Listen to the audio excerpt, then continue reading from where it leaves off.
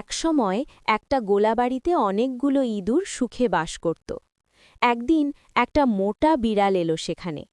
তারপর ইঁদুরের লোভে বিড়ালটা সেই গোলাবাড়িতেই থেকে গেল। তখন থেকে ইঁদুরদের বিপদের আর সীমা থাকল না। একদিন ইঁদুরেরা গোপনে একটা সভা করল।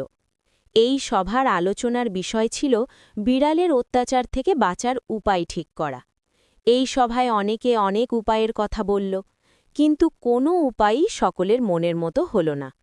অবশেষে একটা নেংটি ইঁদুর বলল, বিড়ালের হাত থেকে বাঁচার সহজ উপায় হল বিড়ালটার গলায় একটা ঘণ্টা বেঁধে দেওয়া। তাহলে বিড়ালের চলাফেরার সময় ঠুনঠুন ঘণ্টা বাজবে, তা শুনে আমরা সাবধান হতে পারব। এই সহজ উপায়ের কথা শুনে সকলে উৎসাহে হাততালি দিয়ে উঠল। হাততালি থামল। একটা বুড়ো ইঁদুর বলল, বিড়ালটার গলায় ঘণ্টা বাঁধতে কে যাবেন, উঠে দাঁড়ান। কেউ উঠে দাঁড়াল না। নীতিকথা।